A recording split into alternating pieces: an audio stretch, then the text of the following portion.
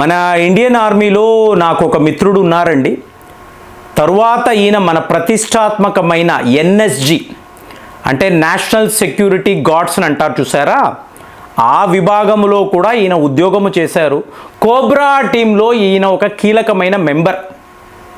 So ఈయనను అడిగాను, ఏమండి ఒక సైనికుడుగా ఇప్పుడు నా వీడియోస్ చూస్తారు, ఒక అనాలిసిస్ చెప్తాను. భారత్ పాకిస్తాన్ లాంటి ఒక చిన్న దేశం మీద ఇంతంత పెద్ద ఆయుధాలు ఎలా చూసుకున్నా నేనైతే కన్విన్స్ కాలేదండి. వాళ్ళు జస్ట్ మనల్ని ఖర్చు పెట్టించడానికి, మన ఆయుధాలను వాడి మన డిఫెన్స్ బడ్జెట్ని ఇబ్బందుల్లో పెట్టడానికి కూడా ఇలాంటి టాక్టిక్స్ చైనా వాడు ఇదే చేశాడు. నేను ఈ ఆయుధం వాడుతున్నాను, ఆ ఆయుధం వాడుతున్నాను అంటే మనం ఇమీడియట్గా మన ఆర్డినెన్స్ ఫ్యాక్టరీని అలర్ట్ చేయడము, కొత్త కొత్త ఆయుధాలు తయారు చేయడము, ఇలాగ మన డిఫెన్స్ బడ్జెట్ను పెంచుకోవడం. ఇప్పుడు మీ వద్ద ఒక 1000 కోట్లు ఉంది అనుకోండి, మీరు ఎన్ని గ్రామాలకు నీటి వసతిని ఇవ్వచ్చు, కరెంటు సప్లై. ఇవాళ కూడా జమ్మూ అండ్ కాశ్మీర్లో ఎన్నో గ్రామాలు, లడాఖ్లో ఇవాళ కూడా ఇంటర్నెట్ ఫెసిలిటీ లేదు, పవర్ సప్లై ఉండదు, వాళ్ళకి ఇస్తాం కదా. కానీ ఇక్కడ యుద్ధము అన్నప్పుడు ఏమవుతుంది, ఈ ఆయుధాలను వాడాలి, మీ డిఫెన్స్ బడ్జెట్ అంతా పెరిగిపోతుంది. కాబట్టి ఒక బాధ్యత కలిగిన పౌరుడుగా మనము మన దేశం యొక్క ఆర్థిక పరిస్థితి కూడా చూడాలి. ఓకే, మనం చాలా స్ట్రాంగ్గా ఉన్నాము, ఇవాళ లైవ్గా మనం డ్రిల్స్ అంటే రియల్ అస్త్రాలతో డ్రిల్స్ నిర్వహిస్తున్నాము, ఎక్కడా మనం బడ్జెట్ విషయంలో వెనకంచ వేయడం లేదు. కానీ ఒక సైనికుడు, ఇప్పుడు నా అనాలిసిస్ నా స్టూడియోలో కూర్చొని మాట్లాడతాను, మీరు కూడా మీ ఆఫీస్లోనో ఇంట్లోనో ఇలా చేస్తే బాగుంటుంది, అలా చేస్తే బాగుంటుందని అంటాం. కానీ అదే ఒక సైనికుడు ఫీల్డ్లో ఉంటాడు. సో అలాంటిది ఆయన అడిగాను, ఇప్పుడు మీరు ఈ పాకిస్తాన్ని ఎలా చూస్తున్నారు, ఒక సైనికుడుగా మీరు ఏమి కోరుకుంటున్నారు అంటే, ఇవాళ కూడా చాలా పెద్ద లెవెల్లో ఏమి జరగడం లేదు కదా అంటే, మీకు బార్డర్లో చాలా జరుగుతున్నాయండి, అవన్నీ మనం మాట్లాడలేము. కానీ ఒక సైనికుడి యొక్క మనోభావన అంటే అతని యొక్క సైకలాజికల్ వార్ఫేర్, దీనిని గమనించారు అనుకోండి, ఆయన బిత్తరపోయే విషయాలు చెప్తున్నాడు. ఆయన ఎలా చెప్తున్నాడంటే, ఇప్పుడు ఇజ్రాయెల్ హమాస్ యుద్ధాన్ని మీరు చూసే ఉంటారు. హమాస్ వాళ్ళు అమాయకపు ఇజ్రాయెల్ వాళ్ళ మీద అంటే మీరు ఎలాగండి, ఇప్పుడు మనము రామాయణము మహాభారత యుద్ధాన్ని చూస్తాం. శత్రువు అయినా వాడి చేతిలో ఆయుధము లేదు అనుకోండి, 100 సార్లు ఆలోచిస్తాం. ఇప్పుడు కర్ణుడు పడిపోయి ఉన్నాడు, మీకు ఆయుధము లేదు చేతిలో, అర్జునుడు అతని మీద బాణము సంధించడానికి 100 సార్లు ఆలోచిస్తాడు. అలాంటప్పుడు ఇవాళ కూడా చూడండి ఎలా ఉందో, మీకు హమాస్ వాళ్ళు ఇజ్రాయెల్ మీదకి వచ్చారు, మీకు 1300 మంది, వీళ్ళు ఎవరి వద్ద ఎటువంటి ఆయుధాలు లేవు, మ్యూజిక్ ఫెస్టివల్ అని వచ్చారు. సో పొట్టన పెట్టుకున్నారు, వాళ్ళకి ఎటువంటి దయాదాక్షిణ్యాలు, అయ్యో పాప పుణ్యాలు నథింగ్ అండి. తరువాత ఇజ్రాయెల్ వాళ్ళు ఒక 10 రోజుల తరువాత వీళ్ళ ఇన్వేషన్ మొదలుపెట్టారు, గాజా వైపు వెళ్ళారు.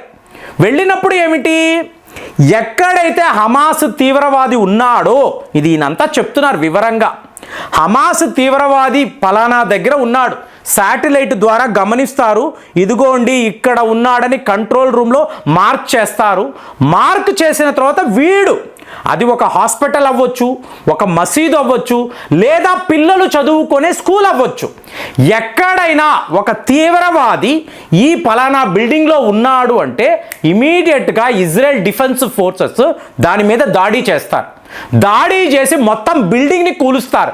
లోపల 100 మంది ఉన్నారా, 150 మంది ఉన్నారా, వాళ్ళు ఎవరో ఆలోచించారు, లోపల తీవ్రవాది ఉన్నాడు, లేపేసేము, ఇది వీళ్ళ ఆలోచన. కానీ మన భారత్ను చూశారు అనుకోండి, ఒక సైనికుడి వెర్షన్ చూడండి. ఒక దగ్గర ఈయన వెళ్ళారు, నక్సలైట్స్ ఉన్నారు అడవుల్లో. ఫ్రెండ్స్, ఈయన 40 కిలోమీటర్లు ప్రతి వారము కూడా ఒకరోజు వీళ్ళు జాగింగ్ చేస్తారండి. మీకు కారు అడవులు, మీకు చిమ్మ చీకటి, అందులో వీళ్ళు ట్రైనింగ్ పొందుతూ ఉంటారు. ఎందుకంటే కోబ్రా ఫోర్స్ అన్నప్పుడు మీకు హయ్యెస్ట్. సో అలాంటి వ్యక్తి ఏమంటున్నారు, మేము నక్సలైట్స్ దగ్గరికి వెళుతున్నప్పుడు అక్కడ కొంతమంది యూనిఫామ్లో ఉన్నారు, ఏంటి ఇండియన్ ఆర్మీ యూనిఫామ్లో. సో ఇప్పుడు వీళ్ళు తీవ్రవాదులని తెలిసినా, నక్సలైట్సే అని తెలిసినా వీళ్ళ మీద మేము కాల్పులు జరపలేము. అయ్యో మనకు తెలుసు కదా, కాల్చేద్దాం, కుదరదు. ఎందుకంటే ఒక సైనికుడు మరణించినా కూడా అది మనకు ఎంత నష్టము. అంటే ఈ నక్సలైట్స్నో లేదా తీవ్రవాదులను ఎప్పుడైనా కూడా మేము అటాక్ చేయగలం. ఏదో ఒక రోజు వీళ్ళు దొరుకుతారు. కానీ అదే ఒక పౌరుడికి ఏమైనా అయితే, మీ సైనికుడికి ఏమైనా అయితే ఈ నష్టాన్ని మీరు భర్తీ చేయలేరు. అలాంటిది మా ప్రాబ్లం అంతా. అంటే ఎందుకు వెయిట్ చేస్తున్నామని ప్రపంచమే అడుగుతుంది. ప్రతి ఒక్క భారతీయుడు నాతో సహా మనము ఒక మిలిటరీ యాక్షన్ తీసుకోవాలి, పాకిస్తాన్కి మన ప్రతీకారాన్ని చూపించాలి. ఇది ఒట్టి తీవ్రవాదులను చూడకూడదు, ఆ దేశానికి బుద్ధి చెప్పాలి. ఎందుకు అంటే దావూద్ ఇబ్రహీం ఏం చేశాడు, తరువాత మీకు ముంబై దాడులు, కసాబ్ అని ఒక కసాయి వచ్చాడు, ఇవాళ పహల్గామ్ అంటున్నారు. ఇంతమంది ఇన్ని రకాలుగా తీవ్రవాదులు వస్తూ ఉంటే మన వైపు నుంచి ఒక స్ట్రాంగ్ రెస్పాన్స్. ఆ రాత్రి మేము వెళ్ళి సర్జికల్ స్ట్రైక్ చేసి తిరిగి వచ్చామండి, చప్పట్లు కొట్టాము. అలా కాదండి, మాకు పాకిస్తాన్ ఓడిపోవడాన్ని కళ్ళారా చూడాలి. ఇది మన భావన. భారతీయులుగా ప్రతి వాళ్ళు ఇదే కదా అనుకుంటున్నాము. సైనికుడుగా నేను కూడా ఇదే కోరుకుంటున్నాను. నాకు కూడా ఇదే కావాలి. ఎందుకు అంటే నేను సైన్యంలో చేరుతున్నప్పుడు ఏ రోజు నా ప్రాణం ఉంటుంది, ఏ రోజు నా ప్రాణం పోతుందో తెలియదు. ఎవరైనా మనిషి అన్నవాడు పుడితే వాడు చనిపోవాల్సిందే కదా. అలాంటిది దేశము కోసరము ఒక యుద్ధములో నేను వీర స్వర్గము పొందేను అంటే ఇది ఎంత గొప్పగా ఉంటుంది. అదే కదా నా డ్యూటీ, నా దేశము నాకు ఇచ్చిన బాధ్యత అదే కదా. సో ఇది చెయ్యాలి అని చెప్పి నేను ఏళ్ల తరబడి ఎదురు చూస్తున్నాను. దగ్గర 300 ఆపరేషన్స్లో నేను పాలు పంచుకున్నాను. ఎప్పుడూ కూడా ఈ తీవ్రవాదులు కాల్పులు జరపడము, అమాయకులను పొట్టన పెట్టుకోవడము, ఈ అడవుల్లోకి పారిపోవడము, వాళ్లను మేము వెతకడము, వెతికి చాలులే ఎల్ఓసి వచ్చేసింది, ఇక మనం దాటి వెళ్ళలేము అని వెనక్కి వచ్చేసేవాళ్ళము. ఇవాళ ఎల్ఓసి కూడా లేదు.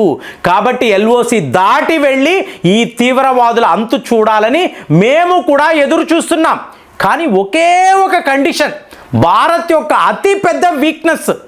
మోదీ గారు ఏం చెప్తున్నారు, రాజ్నాథ్ సింగ్ గారు ఏం చెప్తున్నారు, మీరు ఏమైనా చేయండి, మీరు ఏ టార్గెట్ అయినా ఎంచుకోండి, ఎలాంటి యాక్షన్ అయినా తీసుకోండి, కానీ పౌరులు పాకిస్తాన్ పౌరులే అన్నా కూడా వాళ్ళకి ఏం కాకూడదు, వాళ్ళ ప్రాణ నష్టము అనేది మేము చూడలేము. మీరు తీవ్రవాదులను చీల్చి చెండాడండి, వాళ్ళ క్యాంపులను టార్గెట్ చేయండి, ప్రిసైజ్గా చూడండి, మన బాంబులతో కొట్టండి, మిజైళ్లు వాడండి, కుదిరితే బ్రహ్మోస్ కూడా వాడండి. మేమైతే ఆపము, అయ్యో ఎందుకు ఇంతంత పెద్ద ఆయుధాలు మేము అడగము. కానీ ఆ చుట్టుపక్కల ఉండే పౌరులు వాళ్ళకి ఏం జరగకూడదు. కానీ పాకిస్తాన్ వాడు ప్లానింగ్ ఎలా ఉందో చూడండి. ఇప్పుడు హఫీజ్ సయ్యద్ గురించి మాట్లాడారు. లాహోర్లో ఒక కాలనీలో ఇతన్ని ఉంచారండి, చుట్టూర్త జనాలు, 1 కిలోమీటర్ దాకా సీసీ కెమెరా, పెద్ద వాహనాలు అటు వెళ్ళలేవు, అంత ప్రొటెక్షన్లో వాడిని ఉంచినప్పుడు ఇక్కడ పీఓకేలో తీవ్రవాదులు మసీదుల్లో దాక్కుంటున్నారు, మదరసాస్లో ఉంటున్నారు, అలాగే కాలనీస్, గ్రామాల్లో మహిళలు, పిల్లలు అన్నీ ఉంటాయి కదా, స్కూళ్ళు ఉంటాయి, పిల్లలు ఆడుకుంటూ ఉంటారు. వాటి మధ్యలో వీళ్ళు ఇలాంటి తీవ్రవాద క్యాంపులను రన్ చేస్తున్నారు. మరి ఇప్పుడు మనం ఏం చెయ్యాలి అంటే, ముందు తీవ్రవాదుల మీద దాడి అంటున్నాము, దీనికోసము స్పైస్ 2000 అనబడే ఒక అస్త్రాన్ని కూడా మనం రెడీ చేశాము. అది నేరుగా వెళ్ళి తీవ్రవాదులను మాత్రమే మీకు అటాక్ చేయగలదు. అంటే వాళ్ళు ఉంటున్న క్యాంపులు, బిల్డింగ్లను మాత్రమే అటాక్ చేయగలదు, పౌరులకి ఏం కాదు అంటున్నాము. కానీ పౌరులతోనే ఈ తీవ్రవాదులు నివసిస్తున్నారు అనుకోండి, అప్పుడు పరిస్థితి. కాబట్టి ఇదంతా చూస్తున్నప్పుడు మన వైపు మనకు ఉండే ఇబ్బందులు చాలా రకాలుగా ఉంటాయి. ఇజ్రాయెల్ లాగా కనిపించాడు కొట్టండి, అక్కడ ఎవరు చనిపోయారో మనం పట్టించుకోవాల్సిన అవసరం లేదని మనం మాట్లాడలేము కదా. దేశము పెద్దది, ఆర్థిక వ్యవస్థ పెద్దది, ప్రపంచ దేశాలతో మనకు ఉండే లావాదేవీలు చాలా ఉంటాయి.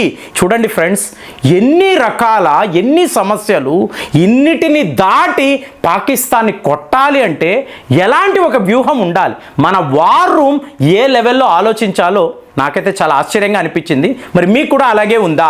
ఇలాంటి భావనలే మీలో కూడా కలుగుతుందా? కామెంట్స్లో రాయండి. మళ్ళీ వచ్చే వీడియోలో కలుద్దాం. జై హింద్.